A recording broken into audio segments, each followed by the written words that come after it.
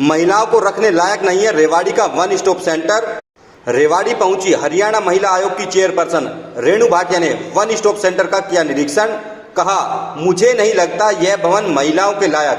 कहा, आज ही डीसी से बात कर जल्द से जल्द भवन बदलवाने की रखेंगे मांग।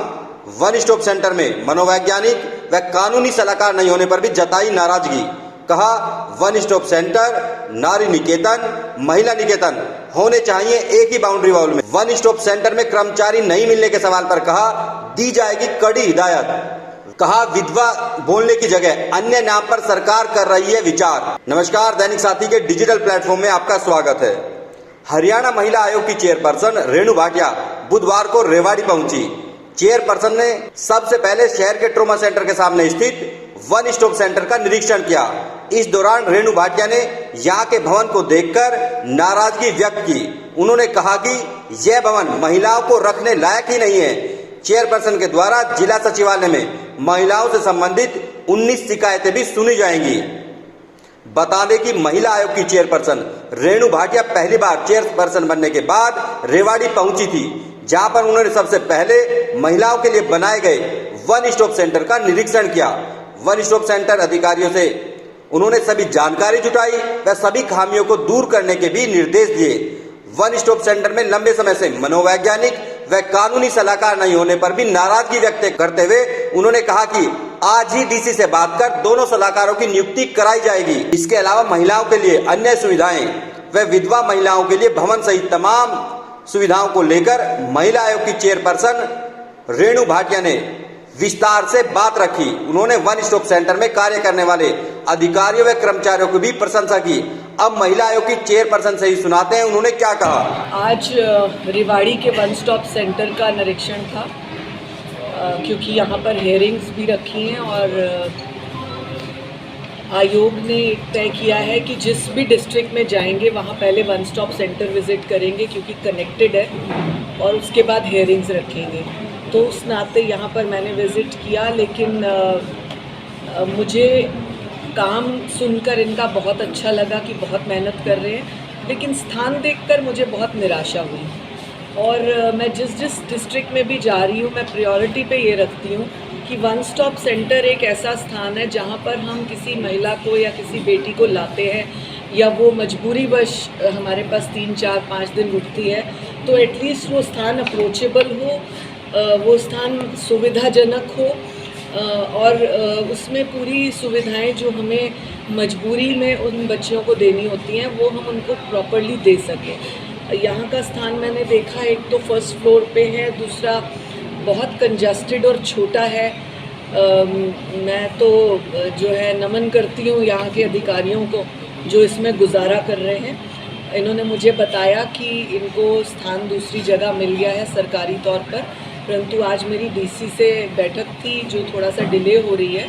मैं उसमें भी ये बात रखूँगी और लिखित में भी भेजूँगी कि तुरंत इनको वन स्टॉप सेंटर के स्थान जहाँ दिया गया उसको कंस्ट्रक्ट किया जाए और जल्द से जल्द उसको रूप दिया जाए, क्योंकि इस तरह की जगह में मुझे नहीं लगता कि हमें किसी को रखना चाहिए। ट्रॉमा सेंटर के सामने है बिल्कुल में, और अगर कोई भी यहाँ आता है तो पता ही नहीं चलता कि है कहाँ, कहीं भी कोई प्रचार नहीं है। और देखिए, लोकेशन वाइज मुझे लगता है कि इतना मुश्किल नहीं होता किसी भी स्थान को ढूंढना। आजकल हमारे पास गूगल है, लेकिन जिस स्थान पर भी वन स्टॉप सेंटर है, क्योंकि ये नई पॉलिसी 2017 में सरकार ने निकाली और लगभग 700 से अधिक वन स्टॉप सेंटर्स हैं हमारे पूरे देश में, और इन स्थानों को हम एक प्रॉपर अकोमोडेट करें। मेरा जो पर्सनल मानना है, जितना मेरा एक्सपीरियंस कहता है 3 वर्ष का मेंबर के नाते आयोग के और पिछले 5 महीने का चेयरपर्सन के नाते, मेरा एक्सपीरियंस ये कहता है कि वन स्टॉप सेंटर, नारी निकेतन, अंडर 18 वाली लड़कियों को रखने का, ओवर 18 वाली लड़कियों को रखने का, इनका वन बाउंड्री में जो है अकोमोडेट करना चाहिए। एक गेट एंट्री का हो, क्योंकि हर एक की एंट्री के लिए बहुत प्रॉपर हमें जो है परमिशन और वो सब सेफ्टी चाहिए होती है। अगर ये एक एरिया में अकोमोडेट किए जाए हर डिस्ट्रिक्ट में, और कोई इसमें मुश्किल बात नहीं है, मैं इस प्रस्ताव को माननीय मुख्यमंत्री जी को भी दूंगी क्योंकि हमारे को जैसे महिला आयोग को या महिलाओं से संबंधित किसी को भी विजिट करना होता है, इवन बच्चों से संबंधित CWC वालों को या किसी को विजिट करना हो तो वन एरिया में विजिट कर सकें और हर चीज़ को प्रॉपरली देख सकें। मुझे लगता है वो स्कीम बेटर रहेगी जो मैंने सोचा है आइडिया। मैं इस प्रस्ताव को रखूंगी आगे ऊपर तक। महिला अपराध की बात करने लगे मैडम, लगातार जिस तरीके से केसेस सामने आ रहे हैं तो उसकी रोकथाम के लिए क्या कुछ प्रयास आपकी तरफ से किए गए अभी तक? देखिए, एक पत्रकार की दृष्टि से अगर हम देखते हैं तो डेफिनेटली केसेस आते हैं, लेकिन अगर आप आयोग की दृष्टि से देखें, पुलिस की दृष्टि से देखें या इस तरह के वन स्टॉप सेंटर या निकेतन जैसी महिलाओं के दृष्टि से देखें तो सोल्यूशन ज़्यादा हो रहे हैं। कोई भी केस आता है, अभी मैं पूछ रही थी कि आपके पास पिछले दिनों में कितने केस आए और किस तरह से सॉल्व हुए। जैसे इन्होंने बताया कि छोटी बच्ची का केस आया, पॉक्सो का केस आया, उसको लड़के को तुरंत जेल भेज दिया गया, लड़की को माता पिता के सुपुर्द किया गया। एक बंगाल की लड़की को यहाँ पर 15 दिन रख के उसके परिवार में यहाँ का एक अधिकारी छोड़कर आया। तो हम इस काउंटिंग को भी अगर देखेंगे तो केसेस आते हैं ज़रूर हैं, लेकिन सॉल्व भी होते हैं। मैडम, आप आज आए हो, इसकी जानकारी पहले से थी, इसलिए पूरा स्टाफ यहाँ मौजूद है। अभी पिछले दिनों DC यशेंद्र सिंह ने यहाँ औचक निरीक्षण किया। यहाँ एक पियोन के अलावा कोई सभी ने किया मैडम, सभी मोस्टली व्यवस्था यही रही। मैडम ने किया, पियोन ने फिर मैडम को फोन किया, DC साहब ने स्पीकर ऑन करके बात की, लेकिन मैडम कौन सी आई डोंट नो, बट उन्होंने भी संतोषजनक जवाब नहीं दिया। तो यहाँ आप आए हो इसलिए सब है, बाकी पीछे से यहाँ कोई नहीं मिलता। चलिए, इस बात का मैं भी ध्यान रखूंगी, किसी दिन अचानक निरीक्षण भी कर लेंगे और मीडिया के माध्यम से मैं स्टाफ को भी हिदायत देती हूँ कि वन स्टॉप सेंटर एक ऐसी जगह है जहाँ पर अचानक कोई आ सकता है और किसी भी मजबूरी में उम्मीद से आ सकता है। तो हमें क्योंकि हमारी यहाँ ड्यूटी है तो हमें अपनी ड्यूटी पूरी तरह से निभानी चाहिए।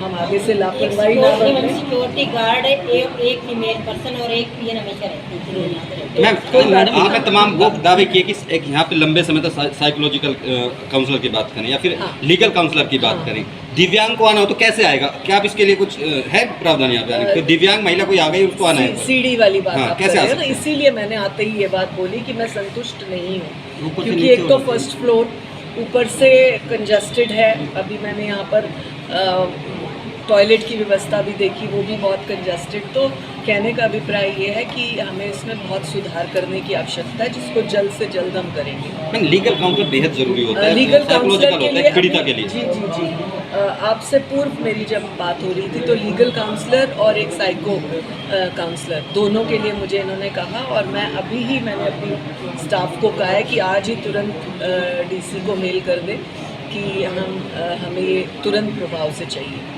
जल्द से जल्द आपके कार्यकाल में माने जैसे 3 साल आप बता रहे थे, इसमें कितने क्या अचीवमेंट है, मतलब क्या अचीवमेंट है? नहीं, 3 साल मैं मेंबर रही महिला आयोग की, अभी मुझे बने हुए 5 महीने हुए चेयरपर्सन। चलो, आप किस तरह के केस आते हैं, किस तरह से मतलब प्रदेश की बात करें तो? देखिए, अगर आप एक्सपीरियंस की दृष्टि से लेते हैं तो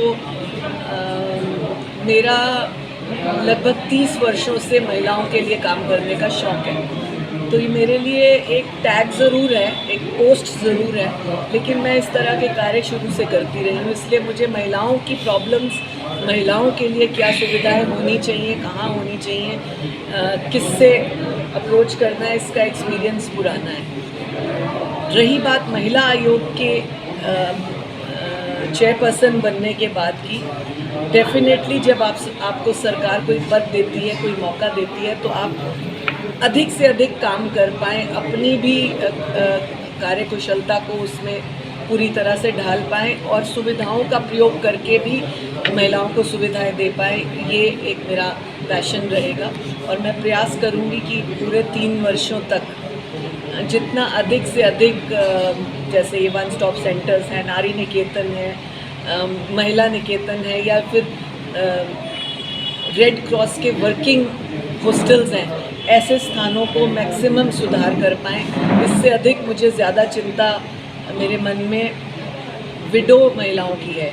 अभी मैंने मैम से यही बात की कि हम विडो लेडीज़ के लिए भी कोई एक स्थान सोचें। इस तरह की चिंताएं थोड़ी करना ज़्यादा ज़रूरी है। आज रेवाड़ी में कितने केस होने जाने जो लीगली केस आपने हियरिंग करनी है, तो किस तरह के? मुझे शायद 19 केसेस बताए गए हैं और मुझे उम्मीद है हम अच्छा रिजल्ट दे पाएंगे।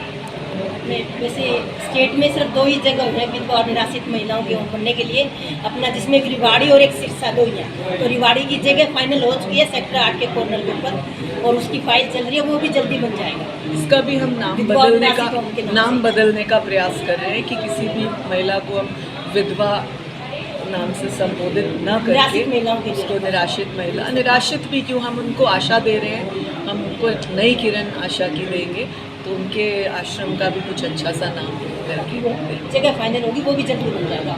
और वन स्टॉप सेंटर की भी अभी मैंने भी यहाँ आए हुए 4-5 महीने में है, तो 5 साल से वन स्टॉप सेंटर की जगह फाइनल नहीं होती आपके जिले में। अब आने के बाद जगह मैंने फाइनल करवाई है और उसकी फाइल चल गई है, एस्टीमेट वगैरह बन गए, तो वो भी जल्दी कंस्ट्रक्शन होने की संभावना है। ये अच्छी बात है। महिलाओं को ये वन स्टॉप सेंटर बनने के बाद वृद्धाश्रम महिलाओं के को साथ। न्याय दिलाया जाता है, ये बड़ा था न्याय दिलाने की पीड़ित महिलाओं, पूरे देश की बात करें। देश की बात देखिए, वन स्टॉप सेंटर का न्याय दिलाने की अगर बात करें तो एक बात बहुत अच्छी रही कि पूरे देश का मैं नहीं ज़्यादा आंकड़ा कह पाऊँगी एक्यूरेट, पर हरियाणा का ज़रूर कहूँगी अपने 3 वर्ष के एक्सपीरियंस का भी।